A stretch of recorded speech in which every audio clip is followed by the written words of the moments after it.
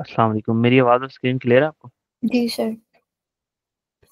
अच्छा, आज हम शुरू करने लगे हैं कैश फ्लो को देखना है। मैंने डायरेक्ट मेथड उसका अभी तक जितना भी हमने सवाल किए हैं ना, वो हमने इनडायरेक्ट मेथड से देखे हैं। तो डायरेक्ट मेथड जो है ना, वो ज़्यादा आसान है बनिस्बत इनडायरेक्ट, और चांसेस जो है इनडायरेक्ट मेथड के होते हैं ज़्यादा टेस्ट होने के।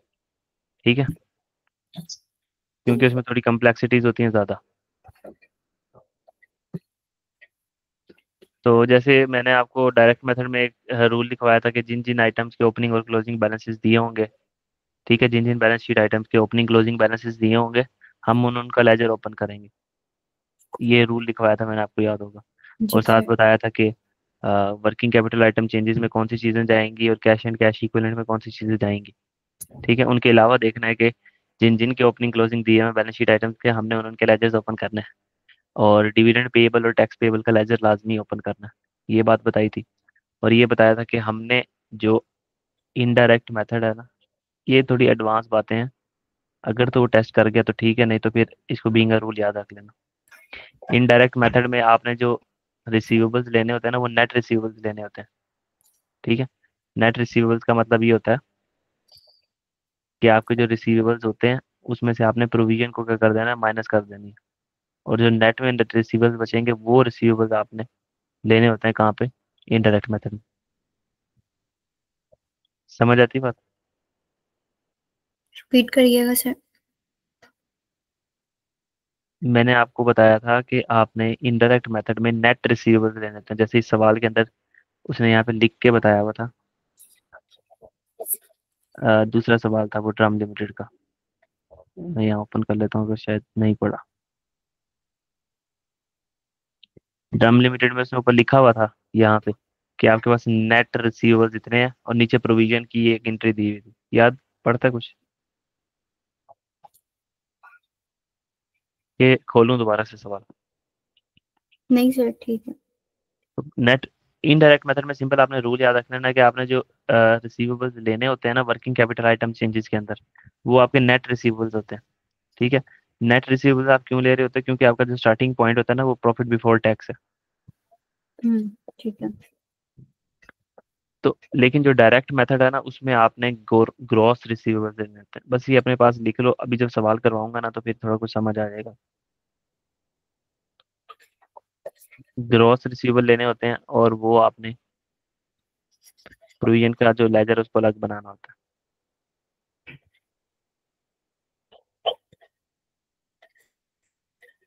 ठीक है सर।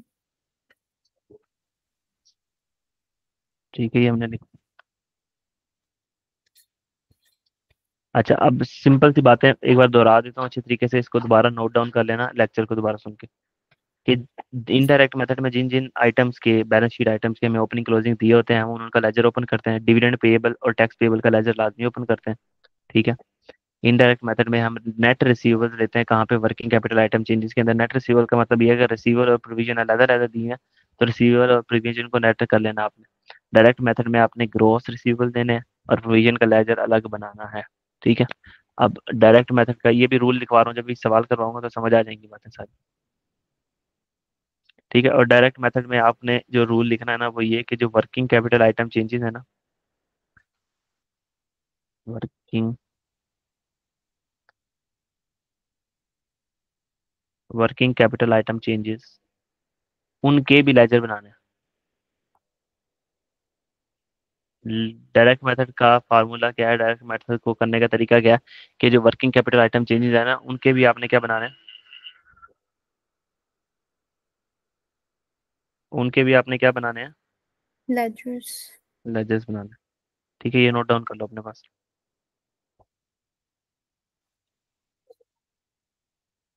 ठीक है।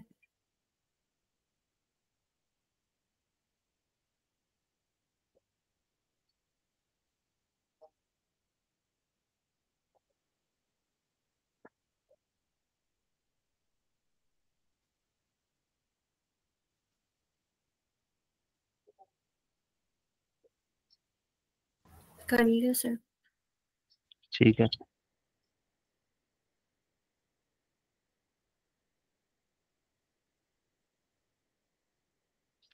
अच्छा, अब डायरेक्ट मेथड में सिंपल हमारा रूल ये है कि वर्किंग कैपिटल आइटम्स के अंदर जो जो चीजें जाती है आज हमने उनके भी लेजर बनाना है। अच्छा, ये डायरेक्ट मेथड है क्या? सबसे पहले तो हम जरा थोड़ा डायरेक्ट मेथड को देखते हैं ना। बड़े हमने इसके रूल्स शूल्स भी पढ़ लिए और ये कैसे करना है, बिल्कुल कुछ भी चेंज नहीं है। जरा सा एक छोटी सी चेंज है बस। और वो छोटी सी चेंज भी कोई मुश्किल चेंज नहीं है।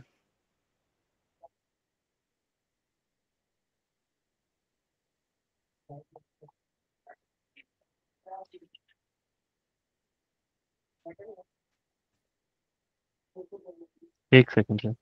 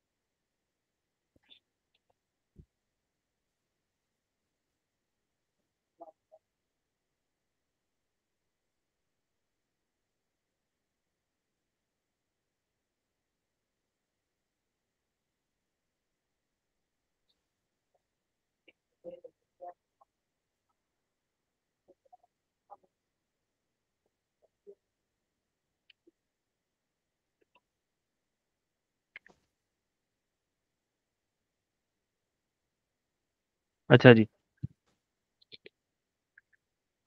ये जो हमने इनडायरेक्ट मेथड लिखा था ना, आपको अच्छी तरीके से याद होगा कि इनडायरेक्ट मेथड में हम क्या करते थे। प्रॉफिट बिफोर टैक्स से शुरू होते थे। मेरी आवाज आ रही है? जी सर। उसमें एडजस्टमेंट करते थे हम नॉन कैश आइटम्स की, ठीक है। नॉन कैश आइटम की एडजस्टमेंट करते थे, उसके बाद working capital item changes WCIC देखते थे, ठीक है। उसमें हम डेटर्स इंक्रीज हो रहे हैं डिक्रीज हो रहे हैं उसका आना जाना, लेस डिविडेंड पेड करते थे, less tax paid, interest paid और डिविडेंड पेड, ठीक है। उसके बाद हमारी आ रही होती थी cash flow from investing activities. फिर आ रहा था cash flow from financing activities. ये ऐसा कैश फ्लो का फॉर्मेट बन रहा था। तो जब हम इसको लेके गए ना अपने शेयर होल्डर्स के पास, तो वो थोड़ी थे, समझो मेमन बरादरी के, पढ़े लिखे नहीं थे लेकिन उनके पास पैसा बड़ा था, उन्होंने कंपनियां खोली हुई थी। उन्होंने कहा कि इधर आओ भाई, क्या दिखाओ, हमें इधर कैश फ्लो दिखाओ अपना। तो जब उन्होंने देखा ना, उन्होंने कहा कि ये तो प्रॉफिट बिफोर टैक्स है। आज तक हमें तो अक्लमंद बंदे को, जो थोड़ा समझदार बिजनेसमैन बंदा होता है, उसको ये तो पता होता है कि प्रॉफिट के अंदर इनकम्स ऐड होती हैं और एक्सपेंस उलटते हैं। और हम तुम लोग यहाँ क्या कर रहे हो कि डेप्रिसिएशन एक एक्सपेंस है उसको ऐड कर रहे हो उसके अंदर, और एक गेन एक इनकम है उसको तुम यहाँ से लेस कर रहे हो, ऐसे ही है। जी। तो उसने कहा कि यार ये तुम लोग पागल तो नहीं हो, हमने तो तुम्हें पैसे देकर अपना अकाउंटेंट बनाया, तुम यहाँ हमारा नुकसान कर रहे हो, ठीक है। मैंने कहा सर असल में ना आपको पता नहीं है, अकाउंटिंग के रूल्स ही ऐसे हैं कुछ, हम कर वो ही रहे हैं लेकिन आपको नजर कुछ और आ रहा है। तो उसने कहा नहीं नहीं, मुझे ऐसे नहीं समझ आती बात, मुझे वो कैश फ्लो बना के दो जो मेरी समझ में आए, ठीक है। तो अब उस बेचारे गरीब को यहाँ 200 रुपए का जो प्रॉफिट बिफोर टैक्स लिखा है उसमें से एक्सपेंस माइनस होता दिखाई देना चाहिए था, एक्सपेंस ऐड हो रहा है, डेप्रिसिएशन ऐड हो रही होती थी। उसकी अकल के मुताबिक गेन ऐड होना चाहिए था, गेन लेस हो रहा है, ठीक है। और डेटर क्रेडिटर का increase decrease working capital item changes, उस भाई को क्या पता ये क्या बुलाए। आगे तो उसको सब कुछ समझ आता है। टैक्स पे किया, ठीक है, मुझे ये बात समझ आती है। इंटरेस्ट पे किया मुझे समझ आती है। डिविडेंड पे किया मुझे समझ आती है। इन्वेस्टिंग एक्टिविटी में क्या आता है कि कैश हमने रिसीव किया डिस्पोजल ऑफ एसिड से। हाँ हाँ, हमने एसिड बेचा तो हमें कैश आया, ठीक है, मुझे समझ आती है। हाँ हाँ हाँ, हमने एसिड खरीदा और हमें कैश पे करना पड़ा, ठीक है, मुझे समझ आती है। हमने लॉन्ग टर्म इन्वेस्टमेंट खरीदी, हमने पैसे दिए, हाँ ठीक है। लॉन्ग टर्म इन्वेस्टमेंट बेची, हमें पैसे आए, हाँ हाँ ठीक है। हमने कोई डिविडेंड वगैरह हमें मिला इन्वेस्टमेंट के ऊपर, हाँ हाँ ठीक है। ये सारी बातें उसको समझ आती हैं। शेयर होल्डर ने पैसे इन्वेस्ट किए, हाँ जी हाँ मुझे समझ आते हैं पैसे आ रहे हैं। हमने कोई लोन लिया बैंक से, हाँ मुझे समझ आ रही है मैंने लोन लिया। हमने कोई डिविडेंड पे किया, मुझे समझ आती है डिविडेंड पे किया। तो वो कहता है कि यार ये जो नीचे वाला पोर्शन है ना, यहाँ मुझे कोई मसला ही नहीं है, लेकिन जो तुम ऊपर इतना बड़ा ये कहानी चला के आए हो मेरे साथ, मुझे तो लगता है तुमने कोई हमारे साथ फ्रॉड किया है यहाँ पे। ठीक है। तो हम कहते हैं सर, तो आप ना क्या पसंद करेंगे? मैंने कहा देखो, मुझे कैश फ्लो ना नीचे वाले उस एरिया से मसला नहीं है, मुझे मसला ऊपर वाले एरिया से। मुझे ना तुम तीन मोटी मोटी चीजें बता दो। हमने कहा सर वो मोटी मोटी चीजें क्या है? उसने कहा मुझे ये बताओ कि मुझे कितना कैश रिसीव हुआ है मेरे कस्टमर से। ठीक है। और ये मुझे ये बताओ मैंने कितना कैश पे किया है अपने सप्लायर को, और मैंने कितना कैश पे किया है ये जो एक्सपेंसेस वगैरह होते हैं रोजमर्रा के उसमें। बस कहता मुझे ये तीन चीजें बता दो, फिर मुझे समझ आ जाएगी। अच्छा, कस्टमर से मुझे 100 रुपये आया और मैंने अपने सप्लायर को 80 रुपये दिए, और एक्सपेंसेस भी मैंने किए 10 रुपये का। अच्छा, ऑपरेटिंग एक्टिविटीज करने की वजह से ना मुझे 10 रुपये का जो है ना कैश का इनफ्लो हुआ। समझ आती है बात? जी। तो ये जी हमारा डायरेक्ट मेथड का फॉर्मेट बन गया। तो वो जो मेमन साहब थे उन्होंने कहा कि आज के बाद तुमने ना मुझे कैश फ्लो ऐसे बना के देना है। तुमने मुझे बताना है कि भाई सबसे पहले मुझे कितना कैश रिसीव हुआ कस्टमर से, मैंने अपने सप्लायर को कितना कैश पे किया, और मैंने एक्सपेंसेस के लिए कितना कैश पे किया। इसमें से तुम डिविडेंड पेड माइनस करते हो करो, इंटरेस्ट पेड माइनस करते हो करो, मुझे समझ आती है। और डिविडेंड पेड माइनस करते हो करो। फिर यहाँ पे हमारे पास आ जाएगा cash flow from operating activities. तो लिहाजा हमें पता लगा कि इनडायरेक्ट मेथड हो या डायरेक्ट मेथड हो, इससे नीचे जितना भी फॉर्मेट था वो बिल्कुल सेम रहेगा। उनको मसला आता है ऊपर वाली प्रॉफिट बिफोर टैक्स के बाद जो नॉन कैश आइटम्स की एडजस्टमेंट करते हैं और वर्किंग कैपिटल आइटम्स की चेंजेस की एडजस्टमेंट करते हैं, वो उनको समझ ही नहीं आती। ठीक है। तो उनकी आसानी के लिए हम क्या करते हैं, कैश फ्लो दूसरे मेथड से बनाते हैं। अब मेथड चेंज हो रहा है तो इसका ये मतलब नहीं है हर किसी के कभी उसका क्या नाम होता है जवाब भी चेंज होने लग जाएगा। जवाब दोनों तरीकों से एक ही तरह निकला करेगा। ठीक हो गया? जी। कहानी समझ आ गई डायरेक्ट मेथड है क्या? जी सर। चलो अब हम सवाल शुरू करते हैं। अब हमारा काम है कि ये तीन चीजें निकाल के लेके आनी है। अब मैं थोड़ी सी अगर मैं यहीं पे इसकी बात कर दूं, देखो, कैश रिसीव्ड फ्रॉम कस्टमर, ये हमें कहाँ से मिलता होता है? अगर मैं यूँ डेटर का लेजर बनाऊं, ठीक है, ये आता है ओपनिंग रिसीवेबल, यहाँ क्या आता है क्लोजिंग रिसीवेबल, यहाँ क्या आ रही होती है सेल, और यहाँ क्या आता है कैश रिसीव्ड फ्रॉम कस्टमर। ऐसे ही है। जी सर। तो हमें पता लगा कि कैश रिसीव्ड फ्रॉम कस्टमर हमारा कहाँ से निकला करेगा, डेटर के अकाउंट से। कैश पेड टू सप्लायर के लिए हमें क्या करना पड़ेगा सर, हमें एक अकाउंट खोलना पड़ेगा छोटा सा, क्रेडिटर, जिसको आप पेबल का अकाउंट नहीं कहते, ये हमने लिखा हम्म। क्रेडिटर। ओपनिंग पेबल, यहाँ क्या आएगा क्लोजिंग पेबल। ठीक है। हमने कोई परचेजेस किए हैं तो हम क्या करेंगे, परचेजेस डेबिट और पेबल क्रेडिट। और यहाँ पे क्या आएगा, कैश पेड टू सप्लायर। ये अगर हमने कोई अपने क्रेडिटर को पेमेंट कर दिया तो कैश पेड टू सप्लायर कहाँ से निकला करेगा, क्रेडिटर के अकाउंट से। समझ आती है बात? जी सर। और ये तीसरा, इसके लिए हम कंसोलिडेटेड लेजर बनाएंगे, लेजरा बनाएंगे बहुत बड़ा, सारे एक्सपेंसेस एक ही लेजर के अंदर। जिंदगी में कभी आपने ये काम नहीं किया होगा, आज करोगे पहली मर्तबा, कि हम एक एक्सपेंस का बड़ा सारा लेजरा बनाएंगे, उस लेजरे के अंदर सारे एक्सपेंसेस डाल देंगे। एक्सपेंस अगर प्रीपेड होगा तो opening prepaid closing prepaid, expense अगर ओपनिंग पेबल होगा तो opening payable closing payable. Expense के लेजर में इधर क्या आता है, पीएनएल, जो खर्चा हम पीएनएल के अंदर लेके गए हैं ऐसे ही है। और इधर क्या आता है, जी। कैश पेड फॉर एक्सपेंसेस, तो ये कैश पेड फॉर एक्सपेंसेस यहाँ से निकल आएगा। तो पता लगा कि तीन लेजर बनेंगे, डेटर, क्रेडिटर और एक्सपेंस का। और एक्सपेंस का लेजर नहीं बनेगा, लेजरा बनेगा। तो ठीक है। इनडायरेक्टली मैंने यही बात की थी कि डेटर तो हमारा पहले वर्किंग कैपिटल आइटम चेंजेस में जाता था, करंट एसेट था। अब वर्किंग कैपिटल आइटम्स वाली चीजों के भी लेजर बनेंगे। समझ आती है बात? जी। क्रेडिटर पेएबल पहले हमारा करंट लायबिलिटी थी, अगर इनडायरेक्ट मेथड होता तो हम इसको वर्किंग कैपिटल आइटम चेंजेस में लेके जाते, लेकिन क्योंकि डायरेक्ट मेथड है तो हम इसका भी लेजर बनाएंगे। एक्सपेंस पेएबल, ओपनिंग पेएबल, जो ट्रेड पेएबल्स होते थे, छोटे छोटे पेएबल होते थे, हम उनको क्या कहते थे कि ये हमारे एसेट हैं, या हमारे पेएबल है, हमारी लाइबिलिटी है, या ओपनिंग एसेट है, या ओपनिंग लाइबिलिटी है। तो हम इसको ट्रेड वहां पे लेके जाते थे वर्किंग कैपिटल आइटम चेंजेस के अंदर, करंट लायबिलिटी के तौर पे या करंट एसेट के तौर पे।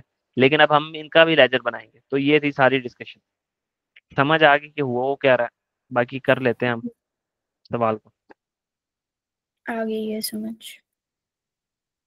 तो बस इसमें लेजर्स की दुनिया खुलेगी थोड़ी छोटी सी एक। बाकी सवाल के अंदर कोई चेंज नहीं, इन्वेस्टिंग एक्टिविटीज, फाइनेंसिंग एक्टिविटीज, जैसे पुराना सवाल करवाया था, ये पहली मर्तबा करवाया था ना, वैसे ही होगा ये। पहले ये बताओ, क्लियर है आपको? ये नजर आ रहा है सवाल? फिर मैं शुरू करता नहीं सर, थोड़ा और कर हूँ। अब दें इसको। थोड़ा सा मैंने किया ना, तो फिर ये पर लिखने की जगह कम रह जाती है। अच्छा चलो, अब मुझे सही है। send कर दें आप। हम्म। मुझे सेंड कर दें। मैंने आपको सेंड किया तो था। रुको ये कर वही देता हूँ। मैं दोबारा कर देता हूँ। वही है ये जुनैद जंजुआ वाला सवाल। देखो अपने पास ओपन कर लो इसे।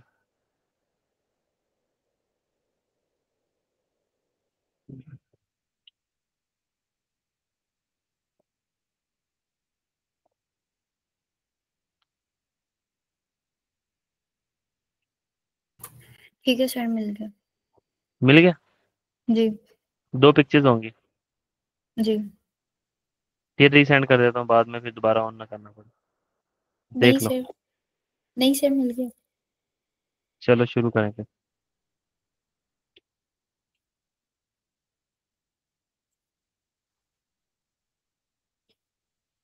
अच्छा, मैं सवाल को खुद थोड़ा छोटा कर लेता हूँ ताकि अब आपने मुझे थोड़ा हेल्प आउट करते जाना है साथ साथ, क्योंकि मेरे पास सवाल ना मुझे भी नजर आना बंद हो जाएगा।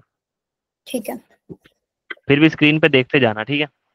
हम्म। अच्छा जी, ये आ गया डायरेक्ट मेथड हमारे पास। इसको गायब करते हैं पहले यहाँ से। अच्छा जी, हम शुरू करने लगे हैं। तो हमारा स्टार्टिंग पॉइंट क्या हुआ करेगा हमेशा? प्रॉफिट। अल्लाह अल्लाह करो, अभी तो कहा कि हमारे यहाँ स्टार्टिंग पॉइंट प्रॉफिट है ही नहीं। अच्छा। मसला चलिए। उनको उसी से था। उन्होंने कहा कि बताओ कैश इस रिसीव्ड फ्रॉम कस्टमर, कस्टमर से कितना कैश रिसीव किया। पहले हम ये लिखेंगे। फिर कैश पेड टू सप्लायर। दूसरी क्लास कितने बजे करनी है वैसे?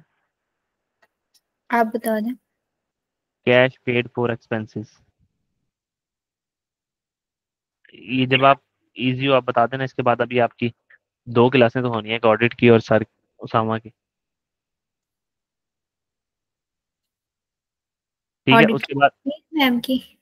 हम्म। आपकी या मैम की? नहीं, मेरी। छुट्टी टैक्स होती पेड। है। संडे वाले दिन छुट्टी होती है ऑडिट की। प्रैक्टिस की तो छुट्टी नहीं होती ना, या उसकी भी छुट्टी होती है? छुट्टी होती है। चलो आज कर लो, अगले संडे से ऑफ नहीं होगा। ठीक। ठीक है, ये आ गया। उसके बाद हमारे पास ये क्या आ जाता है जी? Cash flow from operating expense. Operating activities, expenses नहीं। Sorry sir. मोहतात होके बोलते होते हैं जरा।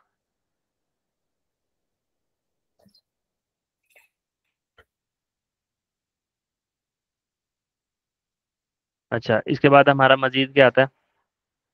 Cash flow from. Investing activities. ठीक है। 1 घंटा तो हमारा इस फॉर्मेट को बनाने में लगता है। इसके लिए हम 4-5 लाइनें छोड़ देंगे। वहाँ पेपर में भी आपने ऐसे ही करना है कि इसके लिए आपने 4-5 लाइनें छोड़ देनी है ऐसे। फिर मेरे पास मैं तो ये ऑप्शन है ना कि मैं आगे पीछे कर लेता हूँ इसको थोड़ा। Cash flow from financing activities.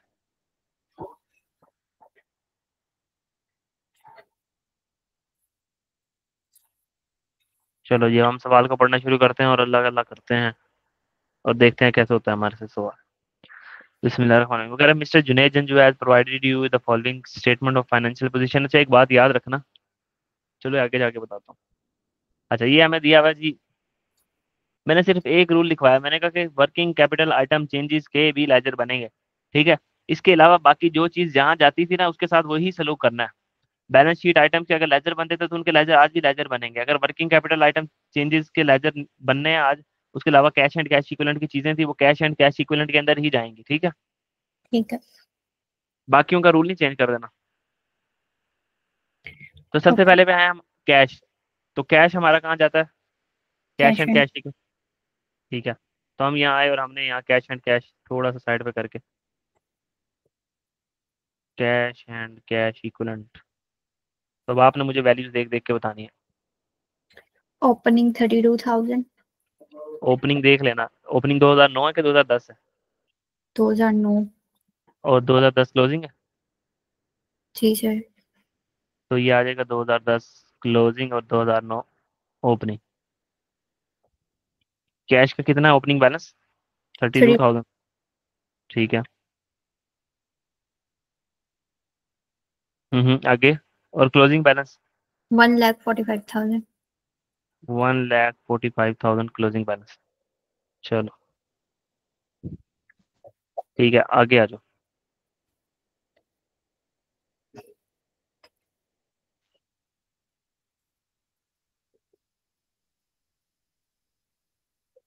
अगला है हमारा अकाउंट रिसीवेबल।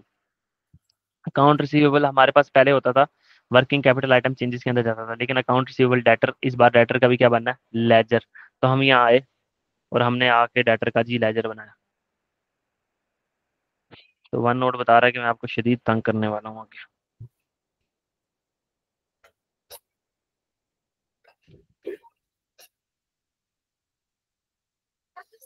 तो ये हमने बना लिया डेटर का लेजर।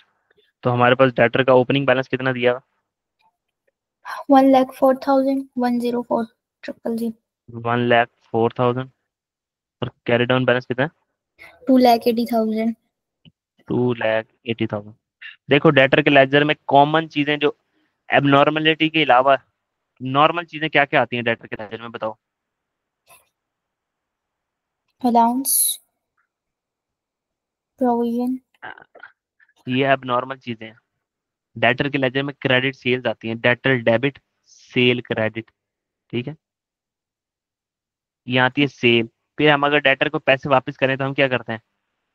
डेटर, सॉरी, डेटर से हमें पैसे आए तो हम क्या एंट्री करते हैं कि पैसे आ गए, कैश डेबिट, और डेटर को किताबों में क्या कर दो, कम।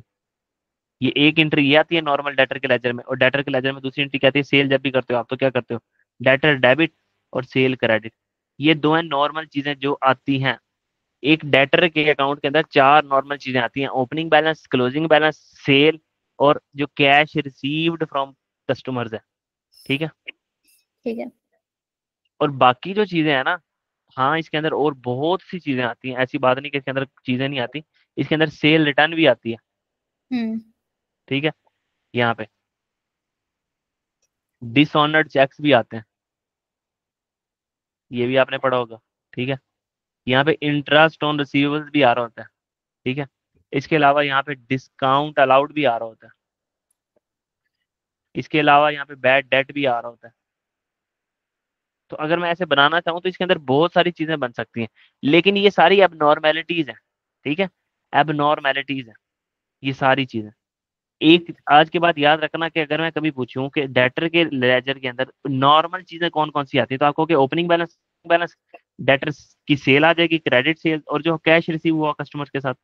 ठीक है, ठीक है। एबनॉर्मेलिटी होगी ना इसके अंदर कि हमारा कोई बैड डेट हो गया, हमारी कोई सेल रिटर्न हो गई है, हमारे डिसऑनर्ड चेक्स हैं, वो हमारा सवाल खुद बताएगा। तब तक आपने खुद अज्यूम नहीं कर लेना। अब यहाँ पे अगर बैलेंसिंग फिगर आ रही है, ठीक है, तो मैं यहाँ अपनी मेरी साइड में मैंने कितनी चीजें लिखी थी, सेल रिटर्न लिखी थी, आप डिस्काउंट अलाउड लिखा था। ठीक है, तो अब मैं क्या एज्यूम करूँ कि क्या ये सेल रिटर्न है, कि क्या ये डिस्काउंट अलाउड है, क्या है ये यहाँ पे, या कैश है? तो नॉर्मल हमने क्या एज्यूम करके चलना है, ये कैश है, कैश रिसीव फ्रॉम कस्टमर। ठीक है। ये इसकी मिसाल ऐसे दे देता हूँ ताकि और बात क्लियर हो जाए कि एसिड का अकाउंट जब बन रहा होता था और एसिड के अकाउंट में यहाँ बैलेंस आ रहा था, तो हम क्या कहते थे? ये एडिशन है एसिड के अंदर, ऐसे ही कहते थे ना। जी सर। हमने कभी ये नहीं कहा था कि ये रीवैल्यूएशन हुई हुई है एसिड की, हालांकि रीवैल्यूएशन भी साइड पे ही आती है। एसिड डेबिट होता था और रीवैल्यूएशन सरप्लस क्रेडिट होता था। हमने कभी ये नहीं कहा, क्योंकि एडिशन एक नॉर्मल चीज है। इसमें ओपनिंग, एडिशन, डिस्पोजल और क्लोजिंग, ये चार चीजें नॉर्मल है। हाँ, अगर यहाँ पे रीवैल्यूएशन आ गया, यहाँ पे कोई डेप्रिसिएशन आ गई, यहाँ पे कोई इम्पेयरमेंट लॉस आ गया, कोई रीवैल्यूएशन लॉस आ गया, वो सारी क्या है, एबनॉर्मल चीजें। तो ठीक। आपको पता होना चाहिए कि एक अकाउंट के अंदर नॉर्मल चीजें क्या आती हैं, वो काम आएंगी आपके। और डायरेक्ट मेथड करते हुए ना, अपने सवाल में याद रखना, यहाँ पे क्रेडिट और कैश सेल दोनों ले लेनी है। ठीक है। ठीक है। हालांकि डेटर के अकाउंट में सिर्फ क्रेडिट सेल आती है, तो आपने समझना है कि दोनों ही सेल पड़ी है इसके अंदर, फॉर द टाइम बिंग। उस चक्रों में नहीं पड़ना कि क्रेडिट सेल कहाँ गई, और हमें तो सिर्फ क्रेडिट लेनी है और दूसरी है वो। अच्छा, बैक टू द पॉइंट।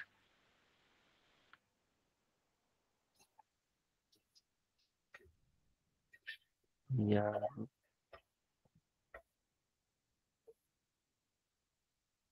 इसमें सही दलील किया। अच्छा, तीसरा पॉइंट क्या है हमारे पास, अकाउंट रिसीवेबल का भी हमने बना लिया, ये कैश भी हो गया, अकाउंट रिसीवेबल भी हो गया। अब हमारा जी long term investment, long term investment हमारा पहले क्या बनता होता था, लॉन्ग टर्म इन्वेस्टमेंट का लेजर बनता होता था ना पहले, लॉन्ग टर्म इन्वेस्टमेंट्स का। तो अब भी लॉन्ग टर्म इन्वेस्टमेंट्स का लेजर ही बन जाएगा, क्योंकि ना ये करंट एसेट्स होती थी, ना ये करंट लाइबिलिटी होती थी, तो ये नॉन करंट एसेट्स होती। तो यहाँ पे मैं जगह छोड़ देता हूँ simple, cash and cash equivalent को उठा के ले जाते हैं।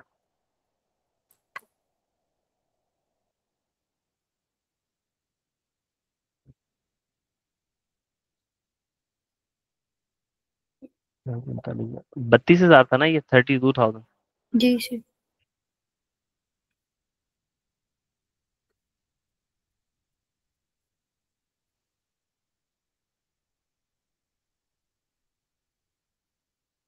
अच्छा, ऐसा करते हैं, एक मिनट बात सुनो,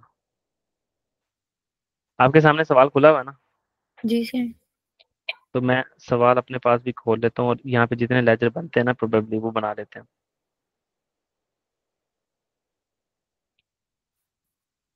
सवाल आपने सामने रख लेनी है, पिक्चर नंबर 1।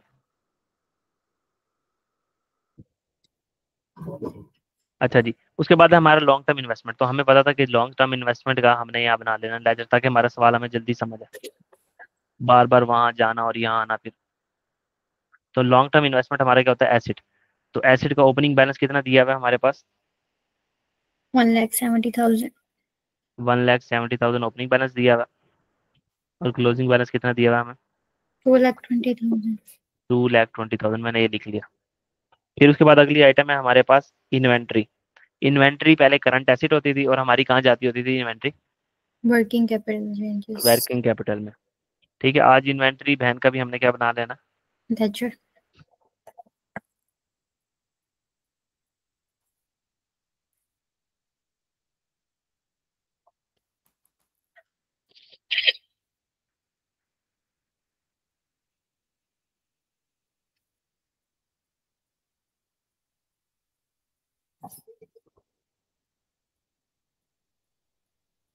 आज हमने इन्वेंट्री का भी लेजर बना लेना। तो जो कॉमन लेजर्स हैं वो उनको मैं यहाँ रखता हूँ, ताकि आपको चीज़ें समझ। तो पहले डेटर का भी लेजर नहीं बनता था, आज डेटर का भी लेजर बन रहा है। तो इन्वेंट्री का ओपनिंग बैलेंस हमारे पास कितना दिया हुआ, 2 लाख।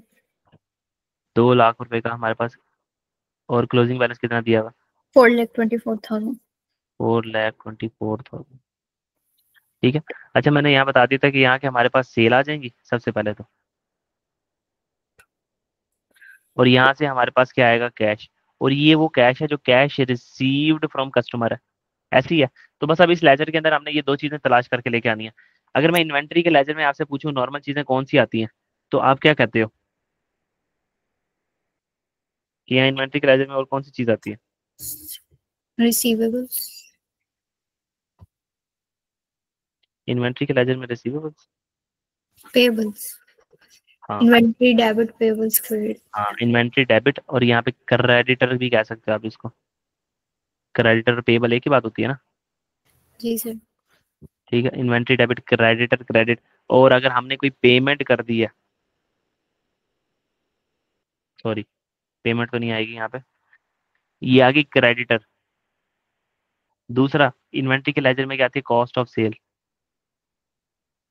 याद है, इन cost of sale debit, inventory credit. ये आ रही होती थी। छोटी सी बात यहाँ पे रिवाइज करवा देता हूँ आपको। देखो, जब हमारा पीरियोडिक सिस्टम होता था, पीरियोडिक सिस्टम का मतलब ये होता था कि परचेजेस का लेजर बन रहा होता था और इन्वेंट्री का लेजर नहीं बन रहा होता था। इन्वेंट्री का लेजर अगर ना बन रहा हो और हम जो है ना पीरियड एंड के ऊपर परचेजेस रिकॉर्ड करते हो, उसको रिकंसाइल करते हो, इन्वेंट्री काउंट वगैरह करते हो, ये सब कुछ, तो हम अपने पास एंट्री क्या करते थे कि परचेजेस डेबिट और क्रेडिटर क्रेडिट या पेबल क्रेडिट, ऐसे ही है। तो हम यहाँ पे क्रेडिटर का अकाउंट खोल देते थे ऐसे छोटा सा, और हम क्या करते थे कि परचेजेस डेबिट हुई है, यहाँ लिख देते क्रेडिटर, और यहाँ पे क्रेडिटर के साइड पे परचेजेस लिख देते। समझ आती है बात इतनी? ये बात समझ आती है?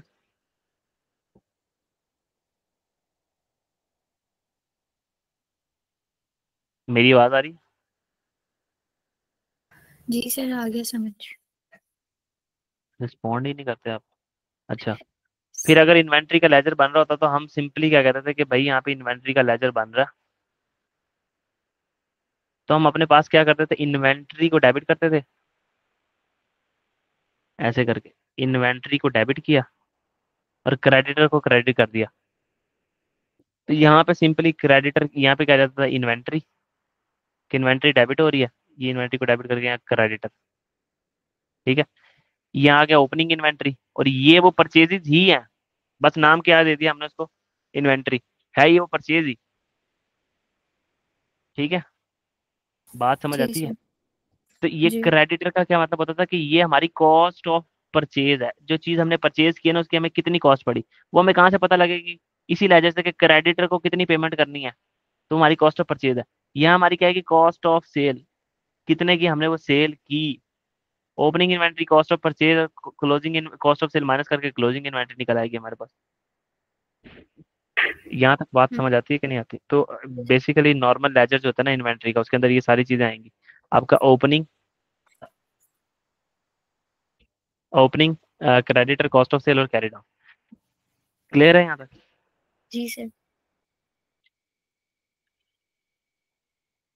चलो अगला क्या लिखा हुआ है? Prepaid insurance. Prepaid insurance. Prepaid insurance, insurance हमारा एक्सपेंस होता है। मैंने कहा था भाई हमारा एक्सपेंस का लेजरा बनेगा बड़ा सारा। तो हम आए यहाँ पे और हमने यहाँ पे एक लेजर बना लिया बड़ा सा, तो हमने काट दिया। तो हमने यहाँ लिखा एक्सपेंसेस। स्क्रीन क्लियर है ना आपको? जी। अब इसी एक एक्सपेंस के लेजर के अंदर ना हमने सारे एक्सपेंसेस को कंपाइल करना है। प्रीपेड इंश्योरेंस हमारा एक्सपेंस है, लेकिन हमने प्रीपे किया हुआ, तो हमारा क्या होगा, एसेट। तो यहाँ पे क्या आ जाएगा, ओपनिंग प्रीपेड, ऐसे ही है। जी। और वो कितना दिया हुआ है हमारे पास, 2 लाख। 36,000। 36,000। ये चीजें वैल्यूज देख के बतानी है जरा गौर से। 36,000 ये दिया हुआ है, और हमारे पास जो क्लोजिंग प्रीपेड दिया हुआ है ना, वो कितना दिया हुआ? फॉर 24,000।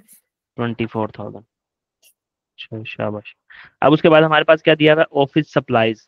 ऑफिस सप्लाईज हमारा एक एक्सपेंस होता है, क्योंकि लेकिन हमने इसको क्या नाम लेते हैं, अपने पास रखा हुआ होता है, तो हमने इसको कहा था कि हमारा एक तरह का करंट एसेट होता है। जी। ऑफिस के अंदर होने वाले छोटे मोटे खर्चे होते तो एक्सपेंस है, लेकिन हम इनको अपने करंट एसेट पे शो करते रहते थे, जैसे जैसे ये यूटिलाइज होते रहते हैं ऑफिस एक्सपेंस जो है, कि ये जो ऑफिस की सप्लाईज हैं, तो हम इसको एक्सपेंस बनाते रहते हैं आहिस्ता आहिस्ता। जैसे एसिड आहिस्ता आहिस्ता इस्तेमाल होता है ना, तो हम क्या करते थे, डेप्रिसिएशन एक्सपेंस डेबिट और एसिड क्रेडिट, एसिड किताबों से खत्म करते रहो। ऐसे ही ऑफिस सप्लाईज हमने एसिड बना के रख ली अपने पास, इनको आहिस्ता आहिस्ता आहिस्ता आहिस्ता ये इस्तेमाल होते जाएंगे, इनको आहिस्ता आहिस्ता खर्चे में डालते जाएंगे, तो हम क्या करेंगे, एक्सपेंस डेबिट और ऑफिस सप्लाईज को आहिस्ता आहिस्ता क्रेडिट करते जाएंगे। तो ऑफिस सप्लाईज है तो हमारा एक्सपेंस, लेकिन हमने इसको पहले से ही रखा हुआ है अपने पास, तो हमारे एक किस्म का प्रीपेड एक्सपेंस है ना ये, कि ऑफिस जी। सप्लाईज हमने ला कर रखी हुई है। तो यहाँ हमारे पास फिर से क्या आ जाएगा, ओपनिंग प्रीपेड। अब ये किस चीज का है, सप्लाईज का, ऑफिस सप्लाईज का। कितना, 7,000। जी। और क्लोजिंग प्रीपेड कितना हो जाएगा? 14,000।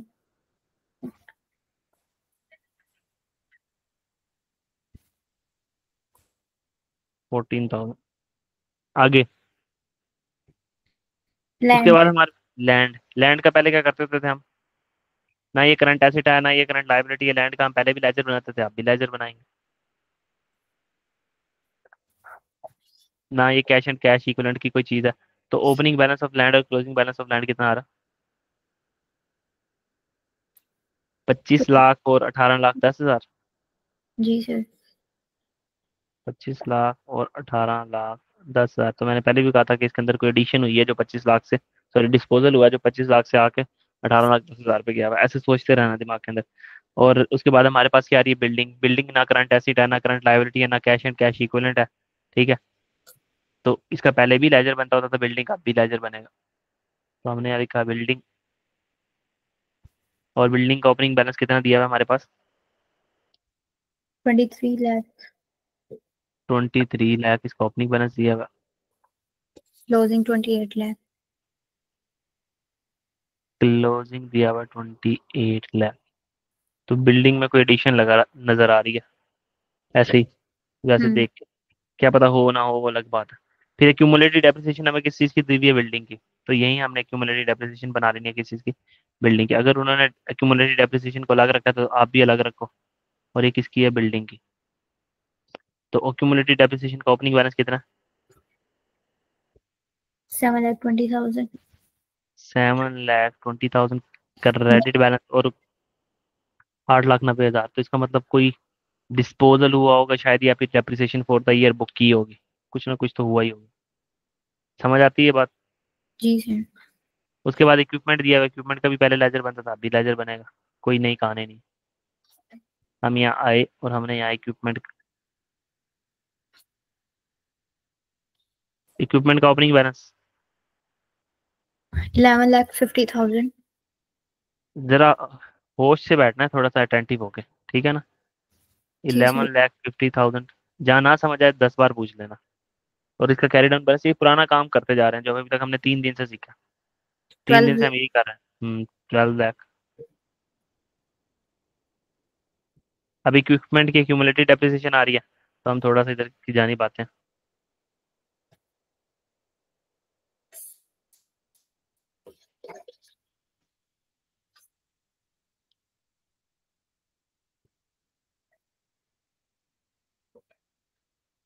स्क्रीन क्लियर है? ये बना दो सिर्फ। जी सर। चलो, ये क्यूमुलेटिव डेप्रिसिएशन आ गई इक्विपमेंट की। ये हमने लिखा ओपनिंग बैलेंस कितना है? 3,50,000। 3,50,000। क्लोजिंग 3,80,000। क्लोजिंग है 3,80,000। 80,000।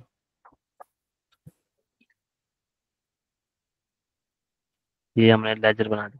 ठीक है। तो अब इसमें से कुछ भी नहीं रह गया, पहला पार्ट खत्म हो गया। दूसरी साइड पे आते हैं हम। दूसरी पिक्चर ओपन कर लो। Account payable. अकाउंट पेबल क्या होता है हमारा? पहले हमारी करंट लायबिलिटी होती थी। ठीक है। और हम इसको वर्किंग कैपिटल आइटम के अंदर लेके जाते थे। अब हमारा क्या है? अकाउंट पेबल क्रेडिटर, जिसको आप हम्म। कहते हो। जी सर। तो अकाउंट पेबल का हम यहाँ आएंगे और अपने इस क्रेडिटर यानी अकाउंट पेबल, यहाँ मैं लिख देता हूँ क्रेडिटर या अकाउंट पेबल। और इसका हमने सीखा भी था कि हमने लेजर, 3 लेजर लाजमी बनाना है: डेटर का, क्रेडिटर का और एक्सपेंसेस का। ठीक है। हम्म। तो ओपनिंग पेबल कितना दिया हुआ है हमारे पास? 2,63,000। 3,000। और क्लोजिंग पेबल कितना दिया हुआ? 1,58,000। 1,58,000। अच्छा, अब यहाँ पे खड़े होके हम जरा देख लेते हैं। हमने भी पढ़ा था कि अगर हमने कोई परचेजेस की होंगी तो यहाँ आ जाएगी परचेजेस। परचेजेस डेबिट और पेबल क्रेडिट, ऐसे ही है। जी।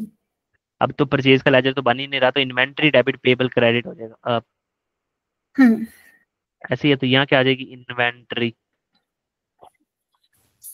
ये वाली, ये वाली समझ आई? जी सर। ये एंट्री कैसे पड़ती थी? इन्वेंट्री डेबिट हो गया, वो देखो वहाँ डेबिट हो गया, और क्रेडिटर क्रेडिट हो गया। यहाँ क्रेडिटर क्रेडिट हो गया, तो वो वाली फिगर यहाँ से उठ के यहाँ आ जाएगी। ठीक है। और अगर हमने कोई कैश पे कर दिया, कैश पेड किसको? सप्लायर को। तो यहाँ पे ये चार नॉर्मल चीजें आती हैं इसके अंदर पेबल के अकाउंट में। ऐसे ही है। हमने ये लिख ली, हमने कहा ये 4 चीजें आएंगी, अकाउंट मुकम्मल हो जाएगा बस। ये लिख के और हम आगे चले गए, अगला सवाल, आगे सवाल पढ़ने लगे। आगे आ रहा है हमारे पास वेजिस पेएबल। वेजिस पेएबल हमारा क्या होता है? एक्सपेंस। एक्सपेंस। ठीक है। तो हम आए एक्सपेंस के लेजर में, हमने एक ही लेजर बनाया हुआ, तो हमने लिखा opening wages payable. Opening wage payable है तो यहाँ पे आ जाएगा credit side. Opening wage payable कितना? 24,000। 24,000। और 40,000। क्लोजिंग वेज पेएबल कितना? 40,000। घबराना नहीं है, क्या हो क्या रहा है ये? 40,000। देखो, यहाँ सारे ओपनिंग प्रीपेड एसिड्स आ रहे हैं और सारे क्लोजिंग प्रीपेड एसिड आ रहे हैं, सारे। सारे ओपनिंग पेबल आ रहे हैं और सारे क्लोजिंग पेबल्स आ रहे हैं। ये 40,000 था ना? जी सर। तो ये इस अकाउंट से सारे का सारा खर्चा जो पीएनएल के अंदर गया वो आ जाएगा। यहाँ पीएनएल में यही आता है ना, एक्सपेंस के लेजर में इस साइड पे पीएनएल आता है और इस साइड पे कैश आता है, याद होगा। जी सर। सारे का सारा जितना भी हमने खर्चा की पीएनएल के अंदर लेके गए हैं ना इस साल, वेजिस की मद में लेके गए हैं, प्रीपेड इंश्योरेंस की मद में लेके गए हैं, ऑफिस सप्लाईज की मद में लेके गए, सारे का सारा पीएनएल का खर्चा यहाँ से निकल आएगा। और सारे के सारे जो हमने एक्सपेंस की मद में कैश पे किया, वो सारे का सारा यहाँ से आ जाएगा। समझ आई? हाँ, नहीं। जी सर। पेड फॉर एक्सपेंसेस सारे का सारा यहाँ से निकल आएगा, क्योंकि हमने सारे ओपनिंग प्रीपेड और क्लोजिंग प्रीपेड यहाँ ले लिए, सारे ओपनिंग पेबल और क्लोजिंग पेबल यहाँ ले लिए। तो पूरे साल का एक्सपेंस भी यहाँ से निकल आएगा और कैश भी यहाँ से निकल आएगा। तो इसमें ये आ गया।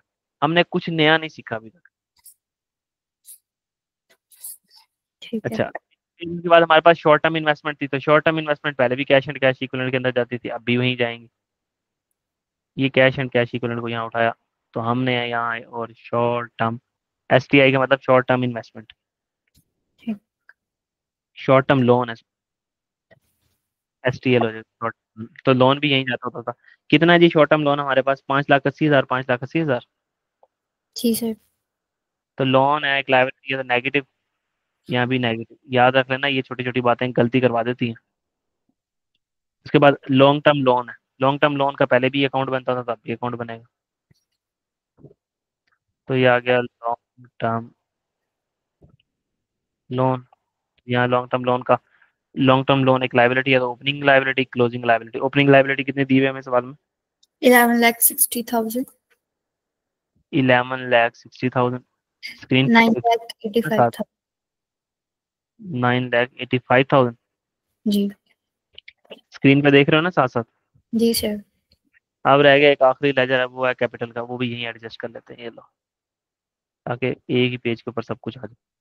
ये हमने कैपिटल का लेजर बनाया और उसके बाद कहानी खत्म। कैपिटल का ओपनिंग बैलेंस क्या आ रहा है हमारे पास? 34,02,000।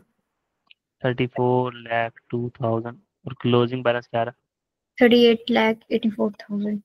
38,84,000। यही है ऐसे ही? 84, 38। अच्छा, 30 ऐसे।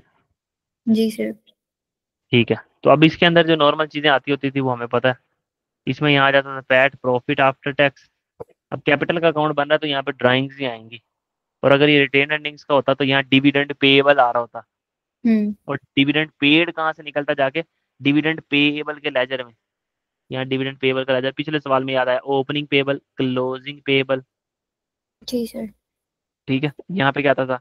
जो फिगर पीएनएल में गई, और यहाँ क्या? कैश। जो डिविडेंड हमने कैश की मद में पे किया है वो यहाँ से ले लेते थे। और अगर ये नहीं बन रहा तो रिटेन अर्निंग्स के लेजर में जो यहाँ डिविडेंड की फिगर आ रही है वही डिविडेंड पेड होता था। ऐसी छोटी सी बात है। यहाँ आ जाएगा जी ड्राइंग्स या डिविडेंड, क्योंकि अब कैपिटल का लेजर है तो इसलिए ड्राइंग्स, एक ही बंदा ओनर है ना, तो डिविडेंड शिविडेंड कोई है ही नहीं। यहाँ तक समझ आएगी सारी बातें, हमने लिख लिया, फॉर्मेट बना लिया। ठीक है सर। अब इसके बाद हमारे पास दी हुई है income statement for the year ended 31 दिसंबर 2010। पहले हमने क्या किया था? हम चले ही कहाँ से थे? 9,50,000। देखो नीचे, सबसे ज्यादा नीचे जाके देखो, जो क्या नाम लेते हैं, हमारे पास प्रॉफिट दिया हुआ था, प्रॉफिट जी। Before tax. वहां से हम चले थे, हमने कहा कि हम जब चले ही प्रॉफिट बिफोर टैक्स हैं, तो इसमें सेल, कॉस्ट ऑफ सेल और ये सारी चीजें पड़ी हुई हैं। डेप्रिसिएशन इसके अंदर माइनस हुई भी तो एड बैक कर दिया था, गेन लॉसेस को एडजस्ट कर दिया था, ऐसे ही है। तो आज हमारा starting point profit before tax है ही नहीं। हम्म। ठीक है, आज हम अपनी रेलिवेंट चीजें उठाते जाएंगे। सबसे पहले क्या लिखी हुई है, सेल। तो सेल देखो, हमें सेल की फिगर तो हमें चाहिए थी। डेटर के लेजर में सबसे पहला लेजर जो हमने यहाँ बना के गए थे, तो इसमें हमें सेल की फिगर तो चाहिए थी। ठीक। तो ये हमने सेल की फिगर यहाँ से उठा ली, सिंपल। यहाँ हम आए,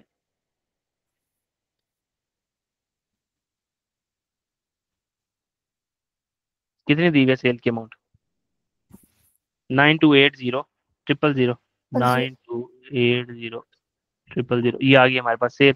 अब आपने ये नहीं सोचना क्रेडिट, ये तो टोटल सेल आ रही होगी, इसके अंदर क्रेडिट सेल भी होगी और कैश सेल भी होगी, ऐसे ही है। जी, लेकिन तो हमने बस इसमें दोनों लेनी। हाँ, हमने इसमें इसमें दोनों ले लेनी है सिंपली। उसका नेट इम्पैक्ट हो जाता है, वो समझाने की ज्यादा जरूरत नहीं है, इतनी ज्यादा डिटेल आपके सिलेबस में भी नहीं है। तो हमने सेल ले ली, फिर उसके बाद हमें क्या चाहिए, cost of sale. Cost of sale नीचे दी हुई है ना, सेल के बाद क्या दिया हुआ है, कॉस्ट ऑफ सेल, 6199000। तो हम यहाँ इन्वेंट्री के लेजर में क्या है, 6199000 कॉस्ट ऑफ सेल मिल गया हमें। जी। अब खुद ब खुद देखो, खुद ब खुद इस बैलेंस, यहाँ पे हमारे पास डेटर का बैलेंस आ गया हम्म। इस अकाउंट में। तीन चीजें गायब थी, एक मिल गई हमें, तो डेटर का बैलेंस हमारे पास कितना आया। अब बैलेंस होते जाएंगे सारे के सारे लेजर खुद ब खुद।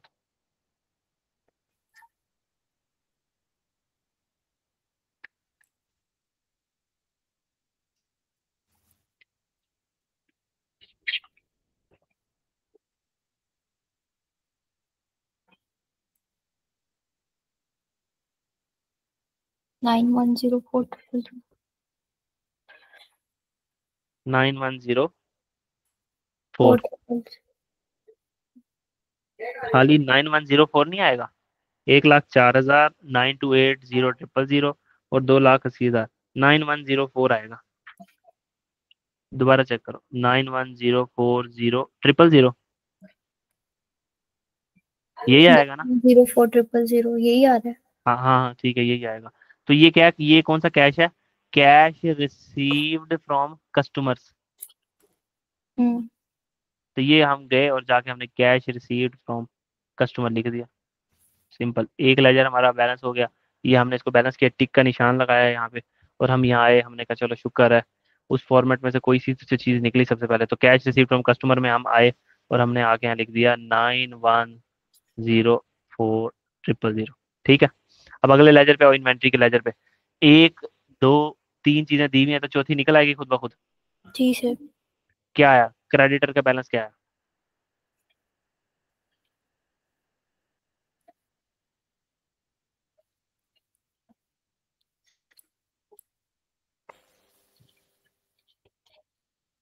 642300।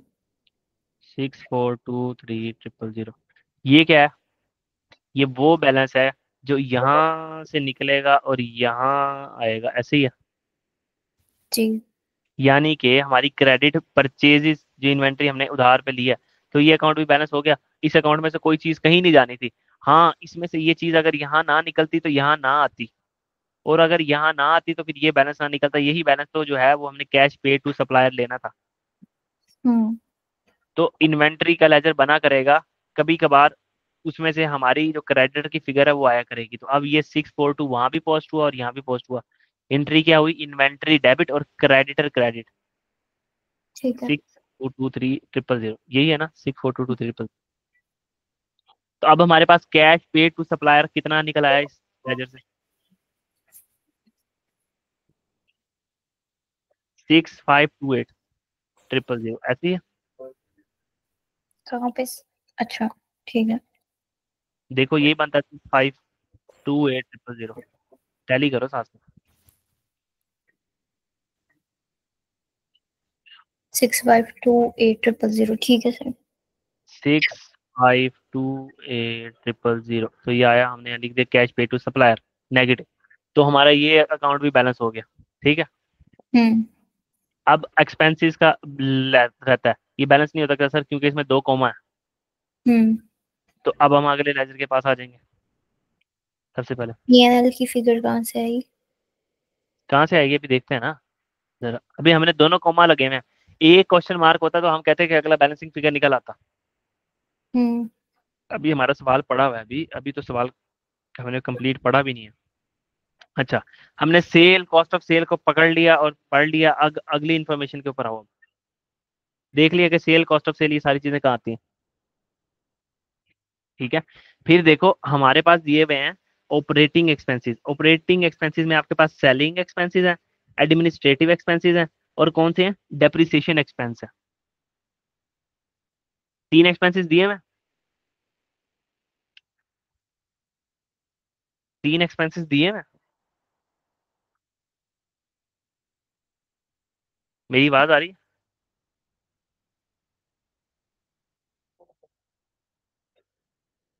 हेलो?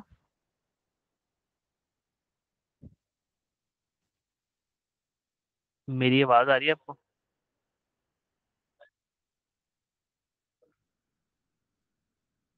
मेरी आवाज आ रही है आपको?